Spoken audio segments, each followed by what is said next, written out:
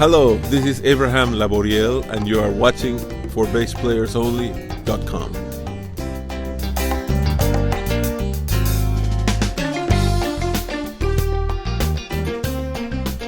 Hi everyone, I'm Jon Liebman. You're watching for BassPlayersOnly.com, and today we are privileged to be joined with the studio legend himself, Abraham Laboriel. How are you, Abraham? Excellent, John. How are you? Good to see you. Good to see you too. We've been wanting to get to this interview for a long time, and I'm so happy that we finally got here. Thank you for your insistence and for not giving up. Paid off. It's been many years of trying to do this. We are actually at Bass Player Live 2014, and the honoree this year is you, Abraham Laboriel. Congratulations on your well-deserved Lifetime Achievement Award. It's a tremendous honor. I'm so happy to be here. Well, let's go back to the beginning if we could. And I understand you were born in Mexico. Mexico City, Mexico. Okay, and tell me a little bit about your musical upbringing. How were you exposed to music? Did you come from a musical family? How did you become a bass player? All that story. Yes, my parents are from Honduras, Central America, from a small town called Trujillo. And we belong to a ethnic group called Garifuna. The word Garifuna means Black Caribbean. And so my father moved to Mexico City in the 1920s. He was a founding member of the Actors Association, Musicians Association, Composers Association, and Film Workers Association. So there was always music around all the time. My father was a singer, songwriter, actor, composer, etc., etc. There was always music in the house. And to make a long story short, in 1968, I moved to the United States. I went to school in Boston, in Berkeley. At the time, it was called the Berkeley School of Music. Now it's called the Berkeley College of Music. And I graduated in 1972. In 1972, Herb Pomeroy called me and asked me if I would be willing to play behind Johnny Mathis as part of the Count Basie Orchestra for a fundraiser for Senator Brooks. And I said, absolutely, I'll do that. And Johnny Mathis liked the way I played. 6 months later, he called and hired me to go on the road with him, which lasted 4 years. During that time, Johnny Mathis and Henry Mancini would share the same rhythm section. So I started to work with Henry Mancini and with Michel Legrand. Pretty soon, my wife and I moved to Cleveland so that she could finish her medical training. She's a pediatrician. And at the end of 2 years, in 1976, we moved to Los Angeles. Henry Mancini was very instrumental. In 1975, he asked me if I would be willing to come to LA to do a record called Symphonic Soul that featured me as a bass player. You went from Mexico to Boston to Cleveland to LA. You're a young man. You had some pretty good connections. I did. But how did you break into the studio scene? Henry Mancini said something very wise. He says, Abraham, I want to feature you in this record. There is nothing I can do for you, but your peers can. And if your peers like you, they are the ones that are in a position to open doors for me. So on that recording that he invited me to come and do when we came from Cleveland, it featured Lee Ritenour, Harvey Mason, Joe Sample, Dennis Budimir, Emil Richards, and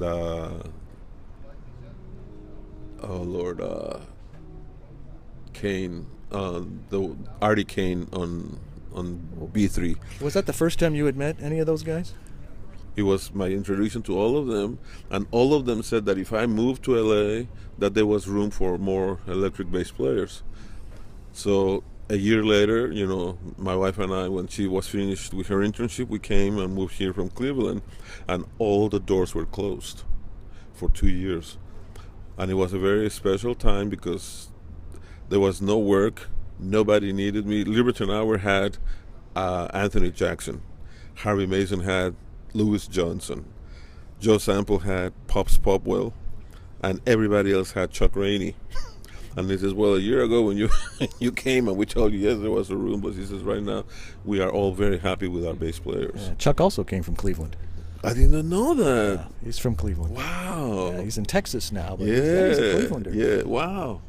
So, I did not know. So what happened after those 2 years? So after those 2 years, part of what happened is that my life changed in important ways because during that time I became what's known as a born again Christian. And then when all the doors became wide open, the first thing that happened is that Greg Mathewson, who is the organ player in the band that I'm with now called Open Hands, Right. he invited Al Jarreau to hear me play at a nightclub in Los Angeles called Dante's. And Al Jarreau hired me to do a live album in Europe called Jarreau Live in Europe, and that lasted 6 weeks. We did a tour of Europe for 6 weeks, and the producer was Tommy LePuma, Al Schmidt. And then when we came back and did all the overdubs here, that began officially my 5,000 recording session career in Los Angeles. Wow. I got to record a lot with Steve Gadd, with Jeff Porcaro, with Mike Baird, Jim Keltner. Yeah. Suddenly all these people enter my life, and then they enter my life forever, you know. Yeah. I know you're still playing with some of those guys. Absolutely. Yeah. Well, tell me, if we could fast forward to today, there are a lot of very talented young up-and-coming musicians, bass players, that are looking for a career. It's Absolutely. not the same as it was. My advice that I have for all the young and up-and-coming bass players is very simple. If you do what you love, and you love what you do, eventually your message to everybody that's listening is that, Manny, we hired this guy.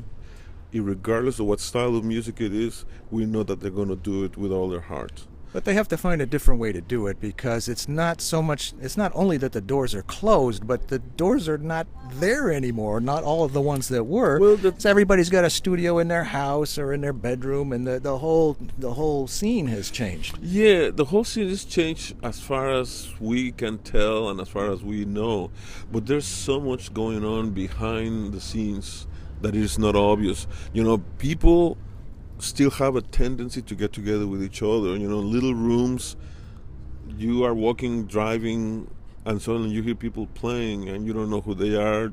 If out of curiosity you walk in and check it out, they are not playing for money, they are not playing for people, but they're just getting together to make music.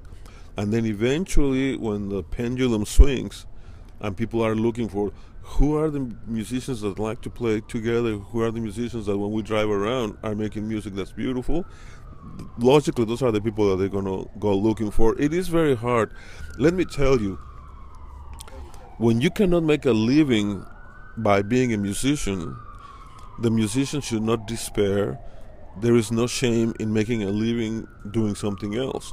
My son Abraham Jr., who right now is considered a highly respected drummer, you know, he plays music, he sings, not for the sake of being successful or powerful, but he truly loves music.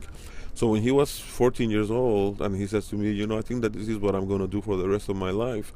I remember I had a recording session with about 120 musicians in Los Angeles, and I said to them, you know, man, today my son told me that he wants to be a musician. And they all says, oh no, tell him not to. Tell him, did you tell him how terrible it is? Did you tell him how hard it is to be a musician? And I was surprised that it never entered my mind to tell my son to find something else to do with his life. Yet the general consensus then, when we were doing 4 sessions a day, was don't let him be a musician. I remember seeing you jamming with him at a NAMM show, probably around that time. Yeah. I don't think he could have been too much Yeah, older he was than that. 16. Yeah. Tell me about what kind of Good memories. what? Yeah, I remember among your exact words were "proud papa." I remember you said that. I remember distinctively. What kind of equipment are you using today, Abraham? Well, I have favor with a lot of people. There is the latest Yamaha equipment that I'm using. There is this wonderful craftsman named Randy Wynn, W-Y-N, who has been making basses for me now for the last 2 years. Yeah. Then the Kayla ukulele basses, I have favor with them, and I've been using them successfully in record projects. And then I'm using Line 6 amplifiers whenever the live situation calls for it. In the studios, primarily I always go direct, you know, Yamaha strings, but now, lately they also been using Dadarios. and Kayla has their special formula strings. Right, it's a Hawaiian name, Yeah. and I forgot how to Right. pronounce it. Something very Hawaiian sounding. What's keeping you busy these days? Well, a little bit of everything. I'm very happy. This coming week, I'm going to be doing another Pixar movie. You know the name of the movie? Either Inside Out. Yeah, Inside Out. Okay. And through the years, I was a featured bass player on Ratatouille and The Incredibles and Cars 2 and Airplanes 2, and it's been really, I'm a happy person because even nowadays when there's not much work, I've been getting a chance to do these recording sessions.